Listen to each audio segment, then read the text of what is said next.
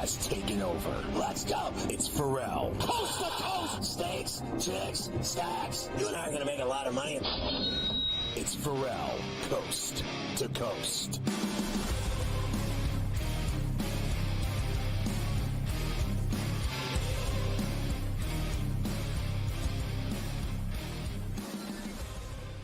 It's Ferrall on the bench, coast to coast in the biggest way possible. Hanging out. The bad seed, the broken, the bad apple with a bad attitude. We are live in New York City, the Big Apple. Oof. People dressed in plastic bags, directing traffic, some kind of fashion shade-up shadoobe. Along with the Tutty and Tater King, the rights holder of the Sheet of Integrity, the founder of the Aisle Seat podcast, and put it with the Golf Wednesdays on a Tuesday. It's Carver High this afternoon, ladies. Mafia's running up a Luke. I am your father. The rundown, a double shot with Morency this very hour from British Columbia. Plus, Mike DeCourcy, the famed scribe of the sporting news. And in the second hour, the Prime Minister, live from Toronto, Cam Stewart. And then a double shot in the final hour with the illustrious Stewie, Keith Stewart from Read the Line, as we get ready for another golf tournament on the PGA Tour. I'm trying to get tickets to the Genesis, which is mysteriously and allegedly being placed at a different golf course. Thus, it could be Torrey Pines, where they're playing this week. Who knows? Maybe we'll get to the bottom of it today with the Put It With the Golf segments with Carver High. I will say, to start off the show, Mike, very upset over last night's developments because no one hates Ohio State more than me, and I refuse to watch highlights of them winning the Natty. I refuse to listen to interviews and be a part of any of the shenanigans after that game last night as the Irish got their ass kicked by Ohio State. A valiant comeback falls short after they gave up the bomb to Jay Smith. Jeremiah Smith is an unbelievable talent. How in God's name you let that guy go deep on third down, I'll never know. But it cost him the game, and that was all she wrote for Notre Dame. Ohio State wins it all at the Benz in Atlanta. Yeah, and look, that play to Smith at the end not only stopped the comeback, but it wrecked the cover as well. Wrecked the cover with the 8.5. I would have rather they just kept getting destroyed like they were, because they were getting smashed in the game, and they had to go and tease you with a couple of touchdowns to make it close. At least I did get the Notre Dame team total over 17.5. So at least I did get that. We hit some of those player props, the Howard under. There were a few of them we hit. I know that I've obviously said a lot of things about Will Howard this year on Coast to Coast. He was magnificent last night. I thought he was great, Will Howard. What he throw? The first 12, 13 passes, completions? 13. To start the day. And look, I know that there's a lot of people that probably in Columbus still think the Michigan game is more important, but you won the national championship. No, it isn't. You could calm down. Like, honestly, like the guy beat 4 of the best teams on his way to the end with Tennessee and Oregon and Texas and Notre Dame. Like, how about you lay off the guy? How much rope does that guy got now, Scotty? 1 season, 2 seasons? When do we start the Ryan Day is going to be out in Columbus talk again? If he loses to Michigan next year?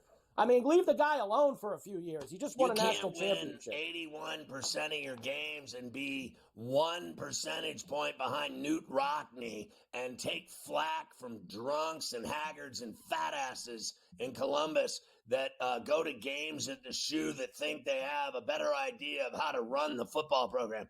They are an illustrious annual yearly problem for anyone they play. They are always good. They are always ready. They are always ranked. They are always in big games, and they will always be in the 12-team, 14-team, 16-team playoff, and they will win more national championships, and I hate them more than ever. I will never root for them ever in any game ever played.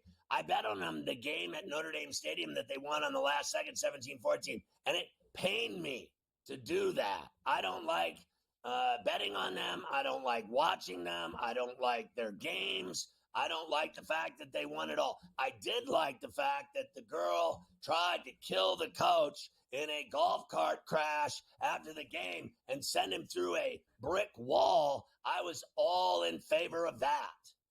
Yeah, what was that girl doing? I mean, honestly, can we learn how to drive the golf? Can we get someone who knows what they're doing, driving the coach and the quarterback and the stars of the game in the golf cart? Jeez, that was an awful butt.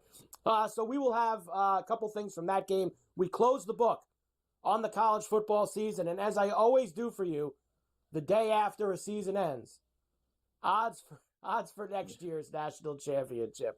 A tradition unlike any other here on Coast to Coast. We will, of course, start way too early top 25. Way too early top 25 for next year.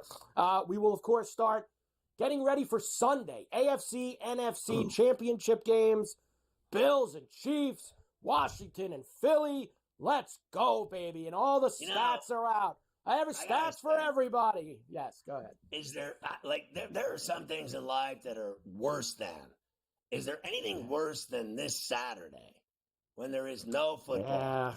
Yeah. Is there anything worse than waiting for the Super Bowl the week?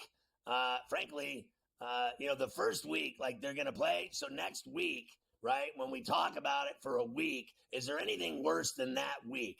Then you go to the Super Bowl week. We'll be in New Orleans with SportsGrid, setting the standard again in New Orleans at the Convention Center at the Media Row for Super Bowl 59. But is there anything worse than this Saturday?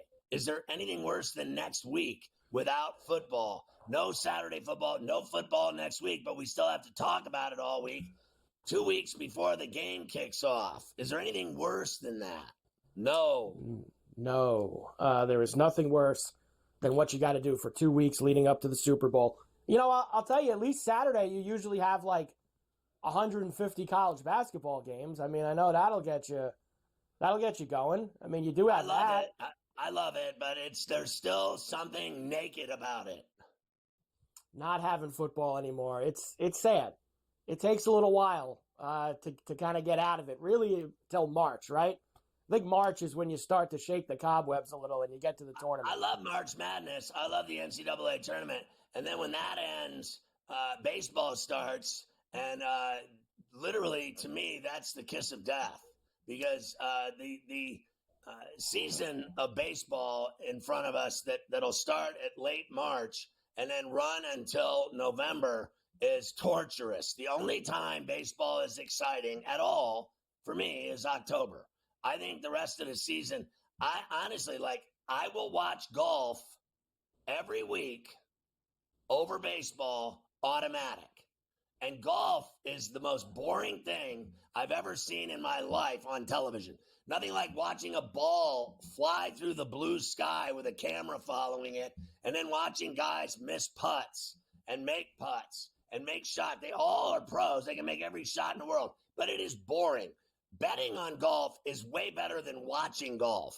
But watching golf now has surpassed watching baseball because I would rather have an enema, a hot bag enema, than watch a baseball game. Baseball, to me, is absolute torture to watch on television now. I have no interest in it. I grew up going to 81 games a year at home for the Pirates. Loved it every minute of my life. Now, I'd rather go to a funeral or to church than watch baseball. Yes. Well, NHL and NBA playoffs start around the same time, too. So you love that. So you have love. So you'll be all right with that. We'll have NFL coaching news later. I told a huge slate of college rack tonight. There's tons of games. You mentioned the golf we'll do today because the Farmers at Torrey Pines Wednesday to Saturday this week. They don't go up against the title games on Sunday. So that's always good. So we'll give you all the picks today. Stewie's at the TGL today. He'll be with us in front of the big screen, he said. In Jupiter. At the TGL, yes. And one other note, no farmers ever go to golf tournaments.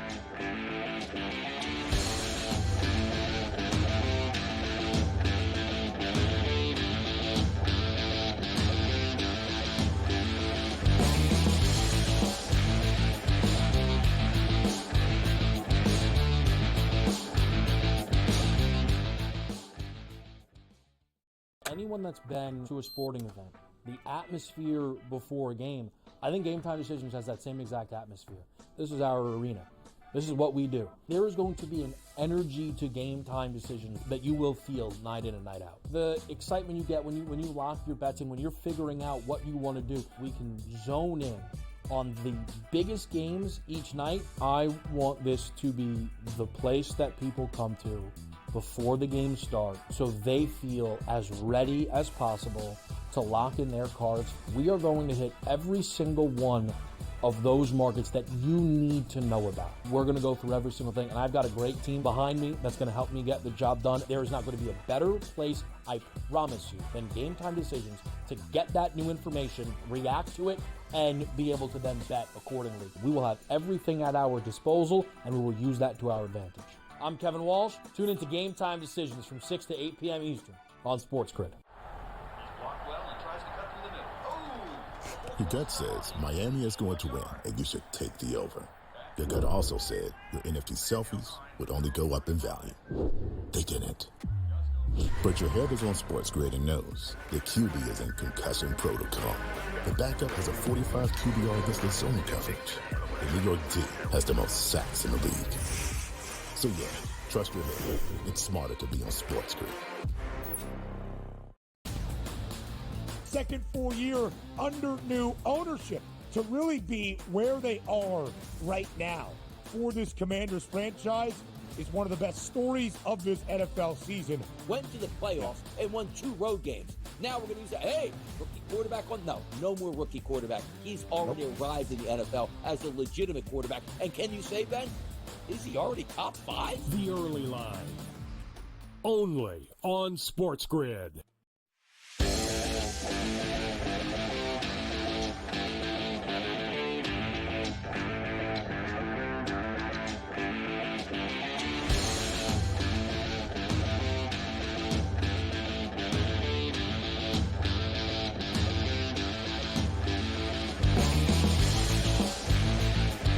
Coming off a 7:30 to midnight blowout radio show last night for the Natty as Ohio State won.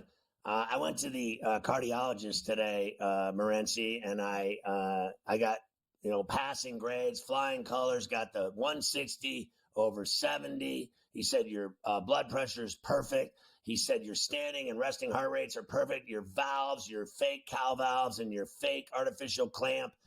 Running your heart is doing fantastic. You're good to go. You are on your way. I said, listen, doc, I said, I get mad a lot. I get like Bob Knight. I start cussing and yelling and screaming and throwing temper tantrums. He said, why do you do that? I said, well, I'm on TV every day and I get that way on TV. And then when I'm watching games at night and things aren't going my way fiscally in bets, I get that way as well. Or if my team is losing, I get that way. When I went to the Steelers game against the Bengals, I got that way. I cussed all night. I was yelling and screaming and cussing and throwing profanities, and I was stomping and storming and yelling. And I said, I just want to know, am I okay to do that? He said, well, based on your numbers, you would be free and clear of any worry having your momentary lapses of calm. If you're not doing it 24 hours a day, you're going to be okay. If it's just in spurts that you have these episodes, I said it's pretty much in spurts. So my question to you, Morency, is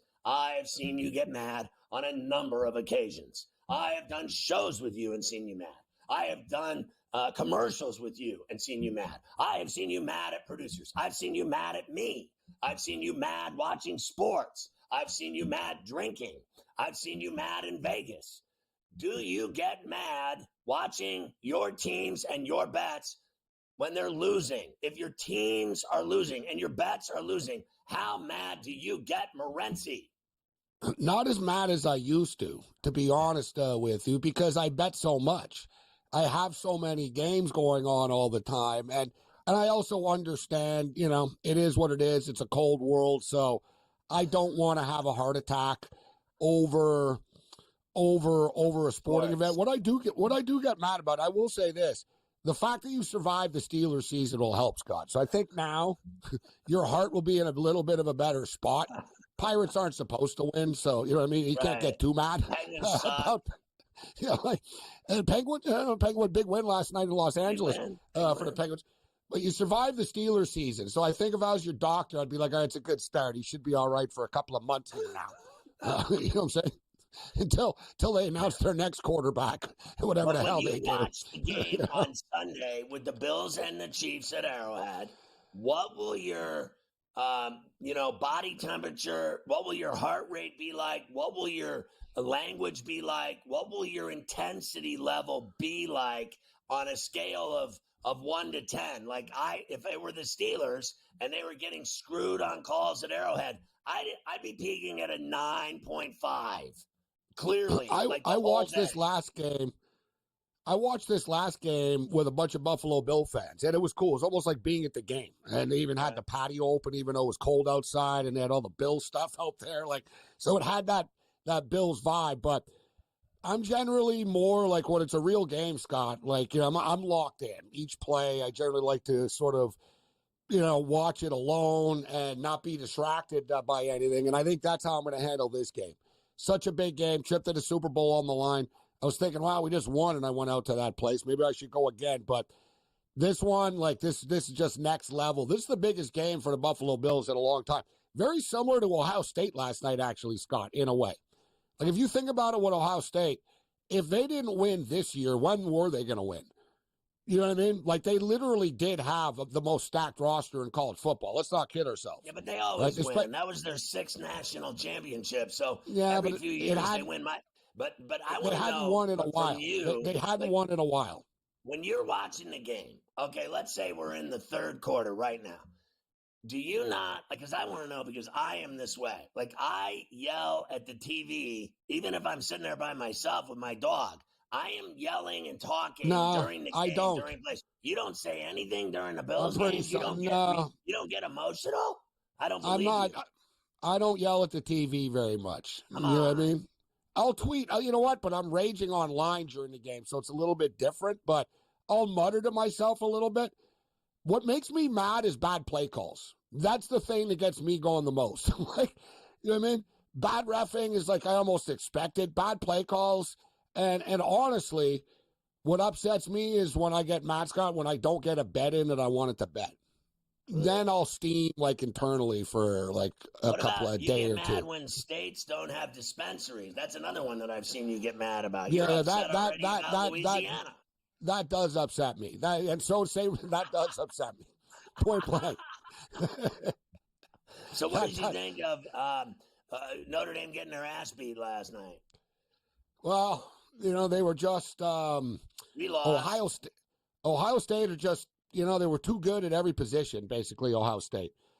They don't make a lot of mistakes, Ohio State. That's the problem. They don't turn the ball over a lot. They don't do a lot of dumb things. And, they got a little bit conservative in the third quarter, I thought. They thought, all right, the game was done. But they just, quite frankly, had too much talent for Notre Dame. At every position, Notre Dame would have to play a perfect game, and they just couldn't. Listen, that Greathouse kid really stepped up for them. And that was a big problem for Notre Dame. They didn't have that big play. Like against Indiana, they made big plays, right? They had a 98 touchdown run. Against Georgia, they had a kickoff return to open up the second half. Big play. They didn't have big plays against Ohio State. So, and listen, Will Howard really, if somebody really helped their NFL draft stock last night, it was Will Howard. Right, because that kid showed that in around elite talent, sort of like a Brock Purdy type, around elite talent, he's going to make plays. Super accurate last night. I'll tip my hand and my cap to them. They showed up. They handled their business last night, but they needed to win this. They needed to win, Scott. They had a $20 million plus payroll. They keep losing to Michigan. And I get it that it's Ohio State, and they're always going to recruit well, but this was sort of like a mini dream team for them. It really was. They were already stacked. They brought in Judkins. They brought in Caleb Downs. You know what I mean? So they got their championship, and now, the heat will be off Ryan Day until next November when they play Michigan. There's already a point spread up. Ohio State minus 8.5.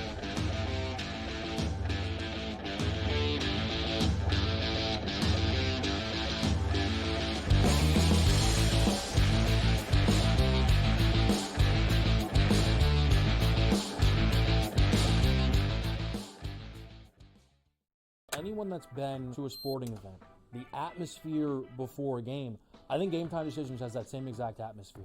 This is our arena. This is what we do. There is going to be an energy to Game Time Decisions that you will feel night in and night out. The excitement you get when you lock your bets in, when you're figuring out what you want to do, we can zone in on the biggest games each night. I want this to be the place that people come to before the games start so they feel as ready as possible to lock in their cards. We are going to hit every single one of those markets that you need to know about. We're going to go through every single thing, and I've got a great team behind me that's going to help me get the job done. There is not going to be a better place, I promise you, than Game Time Decisions to get that new information, react to it, and be able to then bet accordingly. We will have everything at our disposal, and we will use that to our advantage. I'm Kevin Walsh. Tune into Game Time Decisions from 6 to 8 p.m. Eastern on SportsGrid. Your gut says Miami is going to win, and you should take the over. Your gut also said your NFT selfies would only go up in value. They didn't. But your head is on SportsGrid and knows the QB is in concussion protocol.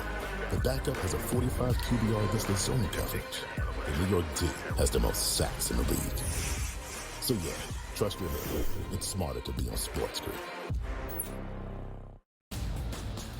Second full year under new ownership to really be where they are right now for this Commanders franchise is one of the best stories of this NFL season. Went to the playoffs and won 2 road games. Now we're going to use hey, rookie quarterback on. No more rookie quarterback. He's already arrived in the NFL as a legitimate quarterback. And can you say, Ben, is he already top 5? The Early Line. Only on SportsGrid.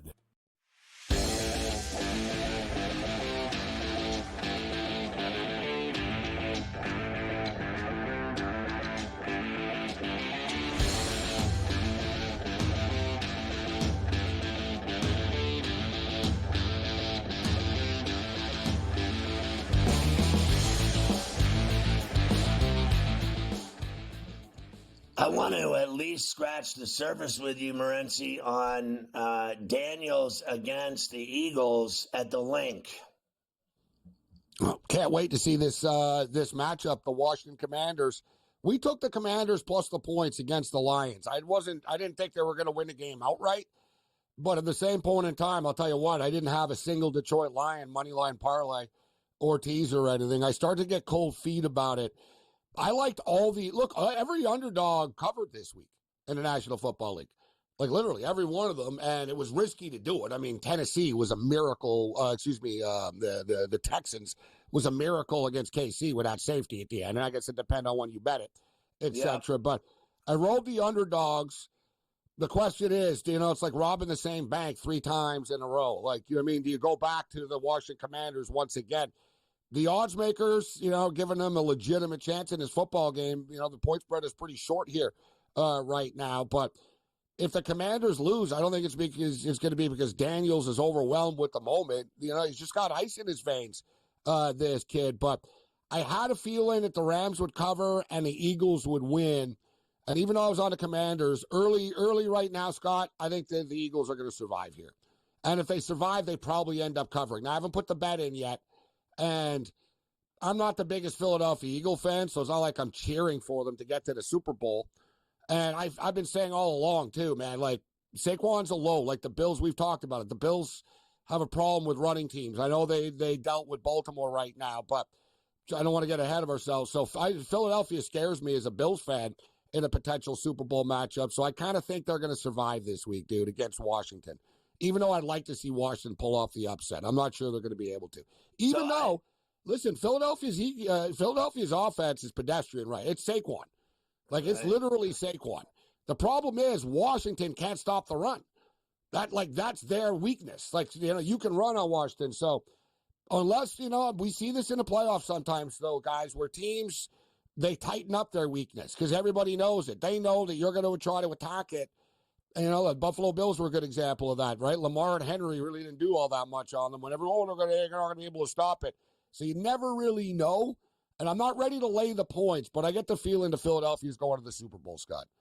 I bet Washington to win that game at Detroit outright, and I still think they're unstoppable right now. I still think that this guy, Jaden Daniels, will not be denied. They don't punt the ball. All they do is every time they touch it, they score. I think they have just blown my mind watching them play. I think they're on that kind of a roll. And believe me, you and I both know it's not the first time we've ever seen this with the Washington Redskins, if you will, back in the day, getting hot and going to a Super Bowl. They've done it before. That's what they are right now. They're really hot. I can't wait to see the game. I think Washington will be in a game. I actually still think they're going to win the game. I really do. I think they're gonna go to the Super Bowl. And what I want is what you want: Buffalo, Washington, just like in the old days. That's what I want. Well, you know, it's crazy. In 1991, that was the Super Bowl matchup. And as you just said, nobody really thought Washington really weren't the team to beat that year, right? Or anything, right? They had Mark Rippon as their quarterback, right? I mean, they were good.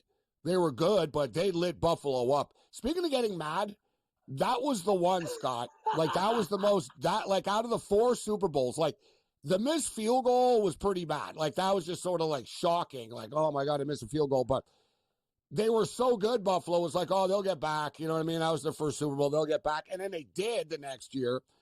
And they were playing Washington. And I thought, man, they're going to beat them. And, like, Washington, Kelly threw 1 million interceptions. Buffalo lost by, like, 2 touchdowns in the game. Looking back on all the Super Bowls, that was the one that upset me, and I was the most angry about. So, yeah. But I was going to say, they actually beat the Detroit Lions in a conference championship game in 1991. So it sort of comes full circle. This is as far as they've gone since then. They beat the Lions last time. They're close, Scott. Like I said, I think they can win this football game.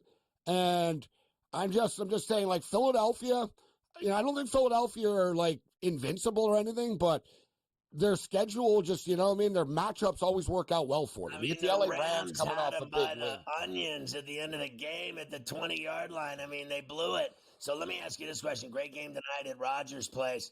The Capitals and Ovechkin against the Oilers. No McDavid, but it's a good game. Yeah, you know, the Oilers coming off an emotional loss the other night to the Vancouver Canucks. I would expect a close game. I wouldn't be surprised if the Capitals won tonight, actually. He's underdog, Scott, at plus 130. It's going to be a close game. So, like, I wouldn't lay the juice with the Oilers. I'd put it that way. Like, Washington are going to come to play tonight. All right, great stuff, Morency. We'll see you tomorrow, buddy. Okay, Scott.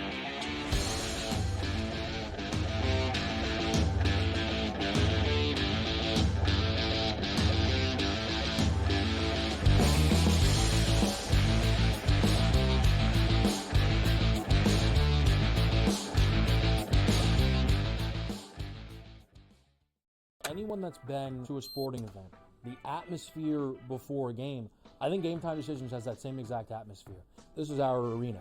This is what we do. There is going to be an energy to Game Time Decisions that you will feel night in and night out. The excitement you get when you lock your bets in, when you're figuring out what you want to do, we can zone in on the biggest games each night. I want this to be the place that people come to before the games start so they feel as ready as possible to lock in their cards. We are going to hit every single one of those markets that you need to know about. We're going to go through every single thing, and I've got a great team behind me that's going to help me get the job done. There is not going to be a better place, I promise you, than Game Time Decisions to get that new information, react to it, and be able to then bet accordingly. We will have everything at our disposal, and we will use that to our advantage. I'm Kevin Walsh. Tune into Game Time Decisions from 6 to 8 p.m. Eastern on SportsGrid. Your gut says Miami is going to win, and you should take the over. Your gut also said your NFT selfies would only go up in value. They didn't. But your head is on SportsGrid and knows the QB is in concussion protocol. The backup has a 45 QBR against the zone coverage. The New York D has the most sacks in the league. So yeah, trust your head. It's smarter to be on SportsGrid. Second full year under new ownership to really be where they are right now for this Commanders franchise is one of the best stories of this NFL season. Went to the playoffs and won 2 road games. Now we're going to use rookie quarterback on? No more rookie quarterback. He's already arrived in the NFL as a legitimate quarterback. And can you say, Ben, Is he already top 5? The Early Line. Only on SportsGrid.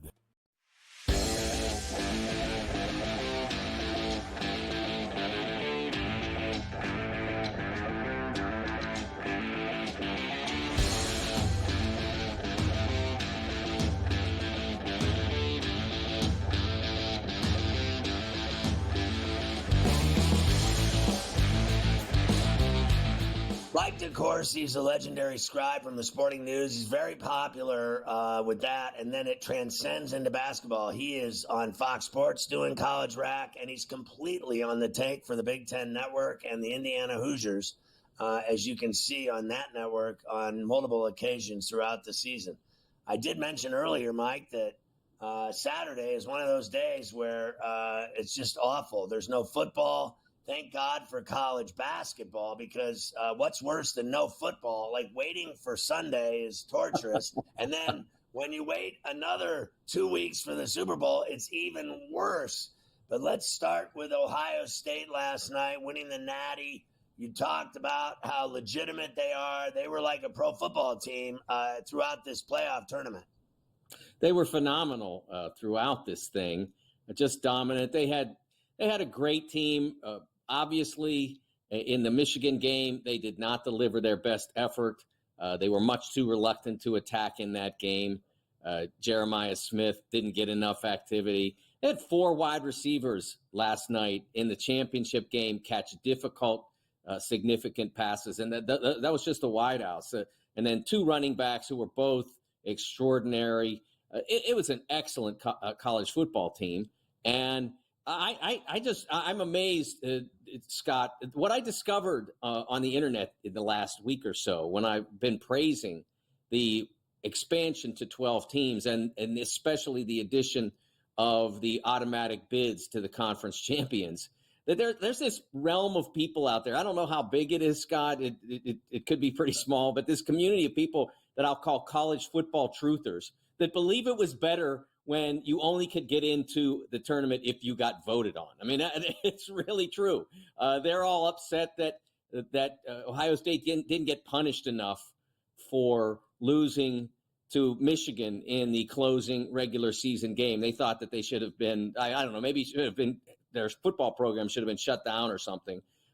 Because like if you had any connection at all to Columbus, to Ohio State, friends there, or even the ability to access the internet, you realized how consequential, even without getting eliminated from the playoff, how consequential that loss was. There were people who wanted to fire Ryan Day because they lost that game, and now 6 weeks later, 2 months later, he's a national champion. I mean, he's won 81% of his games. He's standing next to Newt Rockne all time. All he does is win. They're perennial. They will be there again next year. They will be in every playoff, literally, from now moving forward. They are always good, whether you like it or not. I will say this. Their fans are obsessed idiots. They are never satisfied. They're a bunch of drunk haggards that complain when they win a national championship and they're still not happy. They're never happy. They remind me of Kentucky basketball fans. They remind me of Indiana basketball fans. They're almost like Steeler fans. They actually think that they should win the Super Bowl every year and nothing else matters, and you can't deny it. The guy won the national championship. I can guarantee you he's going nowhere. Let's talk about the Dodgers signings. They have signed every single player in Major League Baseball to their roster. I think baseball is just broken, and I don't know where we're going to see it repaired in my lifetime. And it's a shame because it's the first sport I fell in love with. It was a very important sport to me all the way through it was my first job covering the Pittsburgh Pirates for the Greensburg Tribune Review back in 1982. I didn't really take to being a baseball beat writer, but I still love the sport. But it's not a competition anymore, Scott. It's not about smarter, better, faster, stronger, whatever. It's about richer, and that's all it is. And the baseball zealots pretend that it's not. But if you look at the teams that are in the Final Four of the NFL this week, Philly, big market, absolutely. Kansas City, no, not a big market. Buffalo, that's definitely not a big market. That's what you're seeing. The difference between those two in baseball, it was like 1-1-2-30 were the final four teams in terms of their market size. If you see that in football, it's an anomaly. In football, it's about how smart you are in the NFL. It's about who makes the best moves, how they spend their money the best, and everybody does well. In baseball, they absolutely cheese on the rookies, the guys who haven't made it to arbitration yet. They squeeze them. There are entire teams that are squeezed on payroll because they can, because there's no salary floor as well as no salary cap. Baseball is broken. If people want to love it, good for them. But it's just no longer the sport that it ought to be. Let's look at Mike DeCourcy's bracketology now. He has his brackets out for the NCAA tournament already. Just like Lenardi and Palm, he's now competing with these people. And Jerry has told me on a number of occasions that he wants to fist fight you, but I have not been able to arrange that wall yet in the boxing lexicon. But let's see who you like. I know you don't like Indiana. It sounds to me like they're going to fire Woodson, and I'm not sure that's the greatest idea. Who are they going to get to coach? Their 15th coach since Bob Knight. They're not making the tournament. Let's talk about who is. Give me your, brackets like in the simplest form. Well, the simplest form is Alabama became a 1 seed over the weekend with their terrific victory at Kentucky against Kentucky. That was an enormous victory, a great win, and it didn't knock Kentucky off the 2 line. I still kept them there, but they joined the Tide joined their good friends from Auburn, Duke as well, and Iowa State. Even though they lost, again they hung on. There aren't any other 2 seeds beyond Alabama that are saying we've got to be in. Marquette might have, except they lost as well over the weekend to Xavier. So those are your 4 number 1 seeds. I think one of the interesting things, Scott, is how desperately last night I looked for a 68th team, effectively, the last team in. It's nearly impossible. They're talking about expanding this bracket to 72 or 76. There are not 72 or 76 teams that are worthy of being in the NCAA tournament. There aren't now, and there won't be by mid-March. It's a preposterous conceit.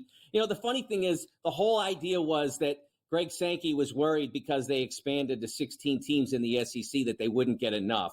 And I think I have 12 now. And I think the last time Palm did it, he had 13. So it's a ridiculous conceit. It really is. There's no need to expand it. The big conferences, the ones that are the best, the Big Ten, the SEC, they're going to get all the bids they can use. And everybody else is just going to have to fight for what's left. But they think that the irony, of course, is that in the Atlantic 10 and some other leagues, they think, well, if we expand it, there'll be more for us. Nope. There won't be more for you. It'll just be more for the SEC. So don't ruin the event by expanding to 72 or 68. It's not even ruining the event. It ruins this. It ruins this season because anybody that can bounce a ball 3 times without knocking it off their foot will get into a 72 or 76 team tournament.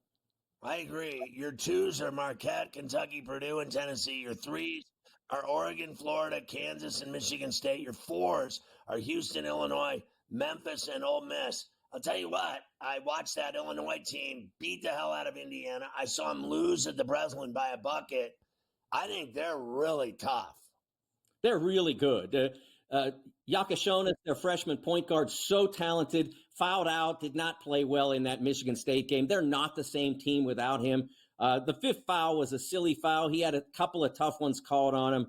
And when I say silly, he should not have committed it. I mean, not a silly call on the ref, but silly foul by him. But he's a freshman. Got to learn from that. But he's a phenomenal playmaker. And when he's out there, Illinois is really tough to deal with. Yeah, I am loving the college basketball scene. I'm glad you're putting out a bracketology. We'll keep looking at it every time you're on here. Hopefully the games are just going to keep getting better and better, as you know they will. Mike, good to see you. Thanks for coming on. We'll see you next week.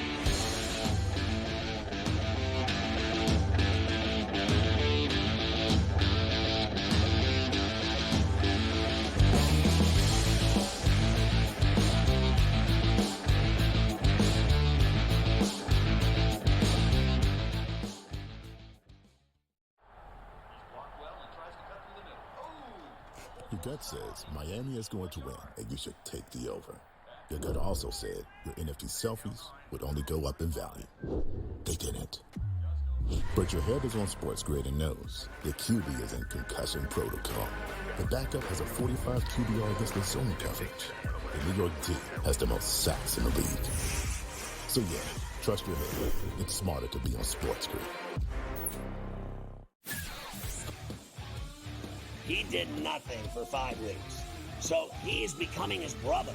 So I don't want to hear about how great TJ Watt is with his 0 playoff wins. And he's the first guy to admit it. He comes right out and says, I've never won a playoff game. I don't matter. All right, at least we all know who the best player on the team is. It's George Pickens. If you don't believe that, well, then screw you, too. Ferrall, coast to coast. Only on SportsGrid. The Bostonian versus the Buck. Real momentum on Deion Sanders becoming the head coach of the Dallas Cowboys. I heard that this morning. And Dallas is interested in the idea. Deion is interested in the idea, and there is equal interest in moving up to get Shedeur Sanders to be the quarterback for the Dallas Cowboys under Deion. Be a hell of a reality show. The Bostonian versus the Buck. We all know MVPs don't win the Super Bowl. It's not about MVPs, man. The only MVP, fine. Win the MVP in the Super Bowl. Nobody cares about the MVP in the regular season besides people that bet on it, the actual player themselves, and their agent that's getting a cut of the bonus money. Other than that, who cares? What do you care who wins the MVP? Like I said, unless you bet on it. Right? If you bet on it, fine. Then I guess you care. Sports Rage tonight. Only on SportsGrid.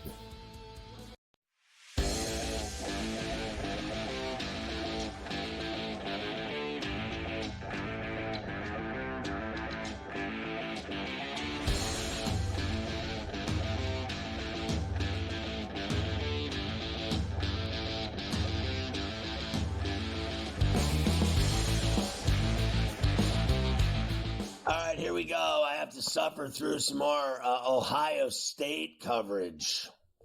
Yeah, we're going to put the ribbon on the college football season. I have to suffer through it as well, as it was tough watching my Notre Dame Fighting Irish go down last night.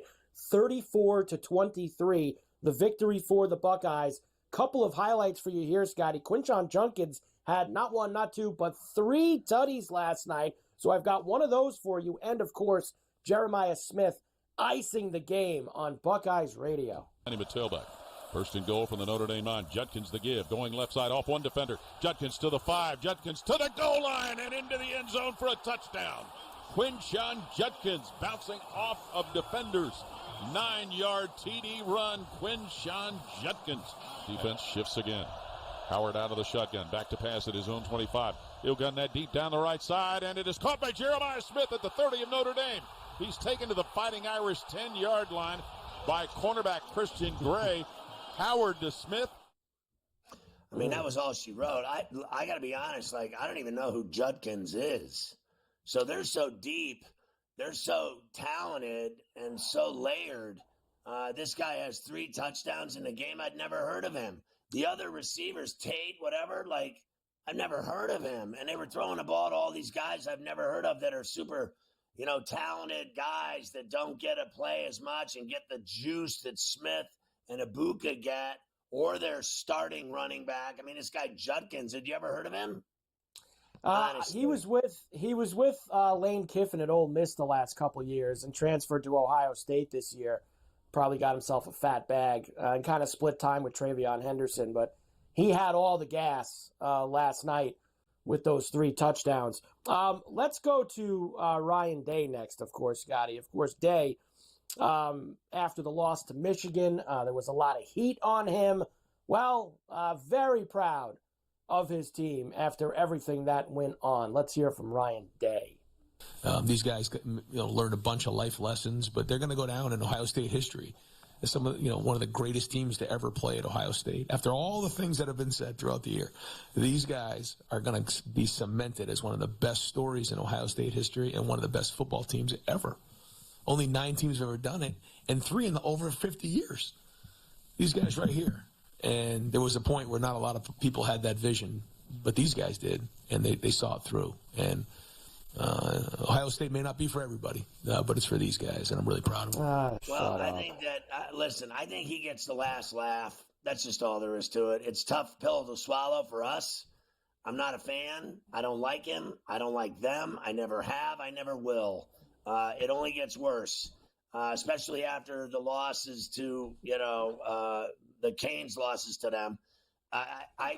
They sicken me, but I respect the fact that he gets the last laugh because everybody hates the guy. And I mean, everybody hates him and he wins. So, it's a lot like John McEnroe. People hated him.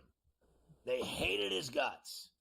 And when he would win, Wimbledon or otherwise, I used to just get the last laugh because I was a huge John McEnroe fan, and everyone couldn't stand him because of his outbursts and his temper and his shenanigans. But then he would win, and he would get the last laugh. I feel the same way about Ryan Day. Like the whole Michigan bit about him losing every time he faces Michigan. It doesn't matter if you lose to Michigan, if you win the national championship.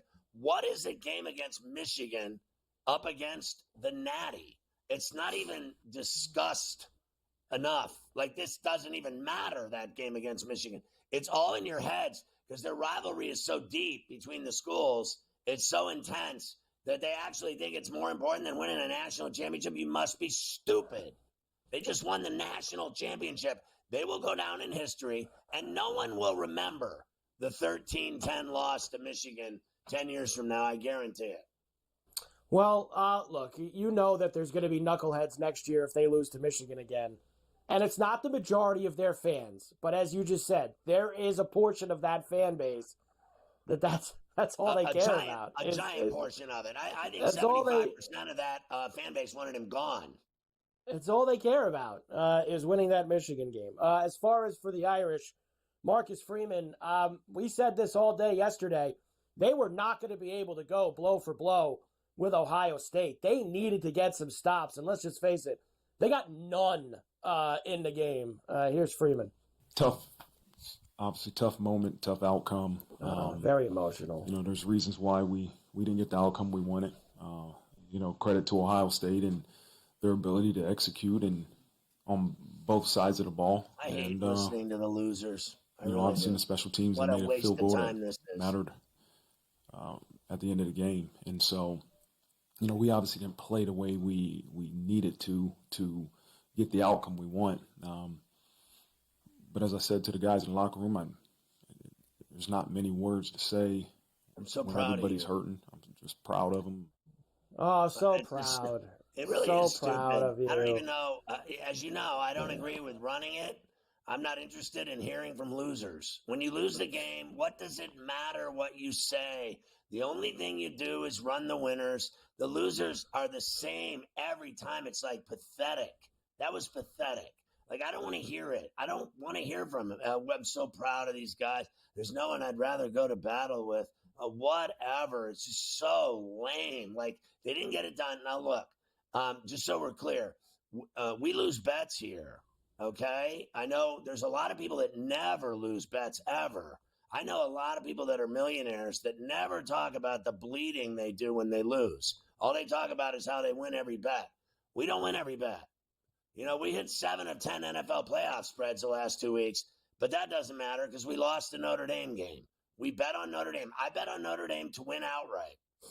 So I lost. It's as simple as that, and it sucked. There's no reason to talk about it. I woke up mad. I went to bed mad. I don't care. I lost the bet. It is what it is.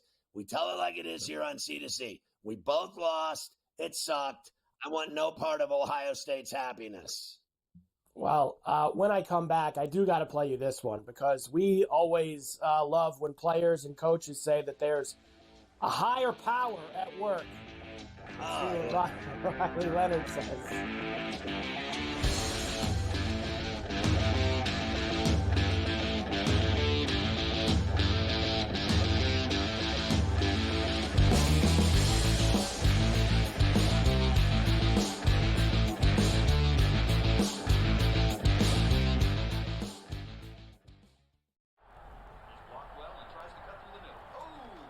Your gut says Miami is going to win, and you should take the over.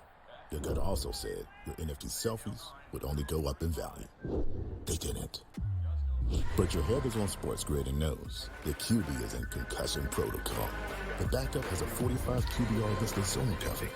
The New York D has the most sacks in the league.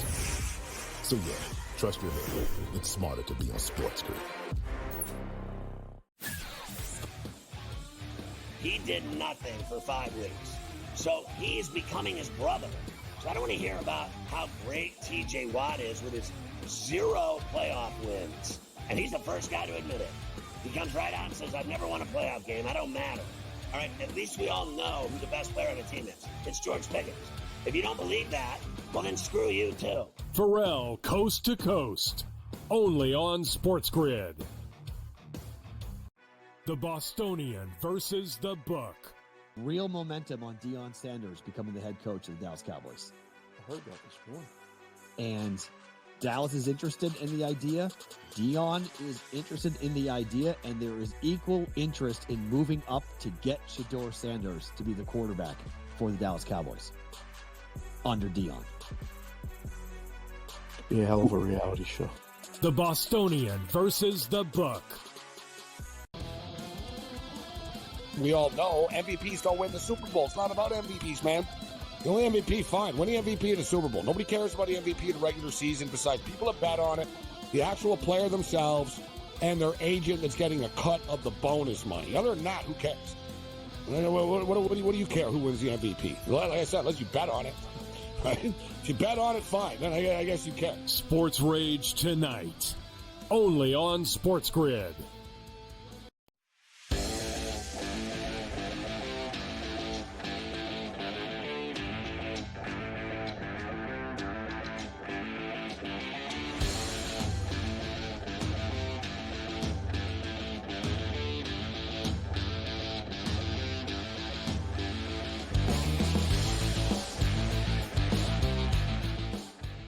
Luke and Mafia are used to me saying things of such horrific nature toward others. As you know, I just wished death on someone that they dropped dead in front of their husband. And it was a horrific thing to say. But the funny thing is that I meant every word that I said. And I'm not changing my opinion whatsoever. And I will not tell you who I was talking about, but it was an awful thing to say. And I'm glad that I said it. Now, can we talk bad about people that think God is rooting for their teams?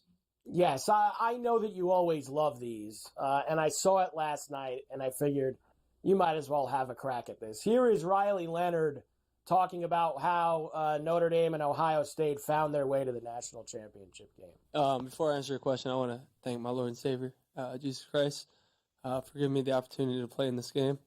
I wrote on my hand Proverbs 27:17. As iron sharpens irons, so should one man sharpen another. And I think, like I said throughout the week, what is happening here?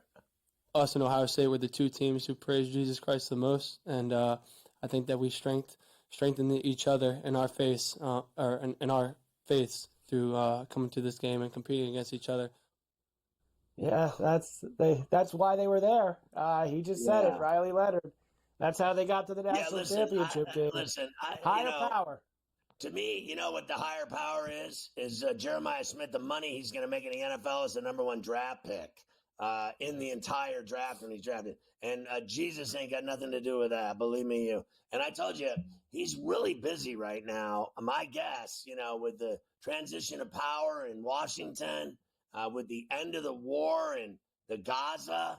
I mean, there's so much going on, Mike, with the world that God and Jesus have time to break away and get involved in a college football game. To me, is just remarkable. I just can't even believe it. It's the funny thing, whenever I go to Mass, and I used to go every week until, I gave up on the priests and the diocese because they're so corrupt and they love boys' asses. I just think that at some level, why is it that whenever I'm at church, they never talk about sports and gambling? Why is it that God is never brought up at church? They've never once talked about sports at church. at Mass. It's inexplicable to me. I can't figure it out because every time I watch a sporting event now, it turns into church. It turns into God is rooting for us and not the other team. But why is it when I go to Mass, they never talk about sports? They talk about salmon and flip-flops. It's unbelievable. I just can't figure it out. Can't figure it out either. Ohio State finished number 1 in the final AP Top 25. Like, why do they even do a final AP Top 25? Like, there's a tournament. There's 12 teams that win. Like, who cares? Ohio State, Notre Dame, Oregon, Texas, and Penn State rounded out the top 5 teams. Imagine that. Ohio State beat Oregon, Texas, Notre Dame, and Tennessee by an average margin of 18 points in the college football playoff. Smashed everybody. Really, the only team that had a legit shot was Texas. That was the only team. So Notre Dame lost by 11. Indiana lost to Notre Dame by 10. And everyone said, Indiana shouldn't be in the playoff. And the bottom line was, when it was all said and done, all the big powers got beat by an average of 18 points, and little old Indiana lost by 10. Indiana's only 2 losses this year were to the 2 teams that played in the championship, Notre Dame and Ohio State. That was it. That was all that Indiana lost to this year, so they got that to hang their hat on. First time the Big Ten wins back-to-back college football national titles since 1940 to 1942. So the Big Ten back in the mix. In the middle of World War II. In the middle. Hitler trying to take over the world. The Big Ten won back-to-back titles. The last time it's happened. When Hitler was trying to take over the world.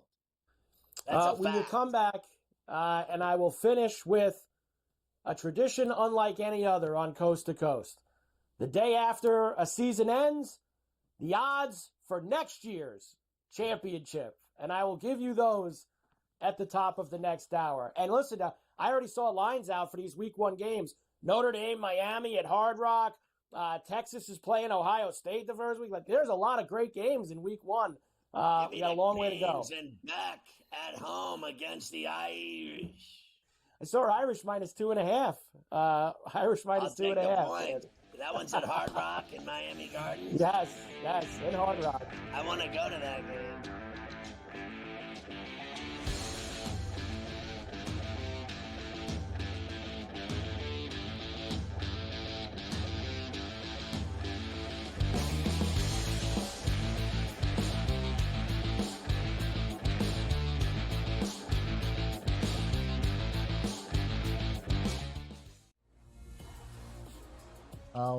One of the weirdest nicknames I've heard in fighting.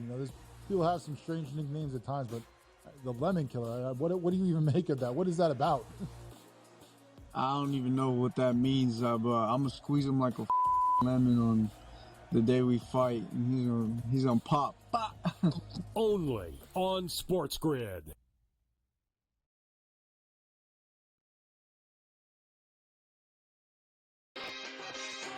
What if he gets Kellen Moore? CS guy, right? He was like supposed to be the coach in waiting when he was the offensive coordinator. Is that enough? Like, does Jerry pull the trigger for that?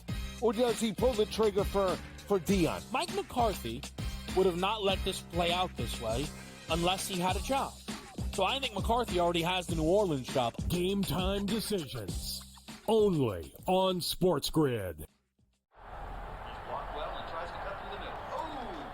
Your gut says Miami is going to win, and you should take the over.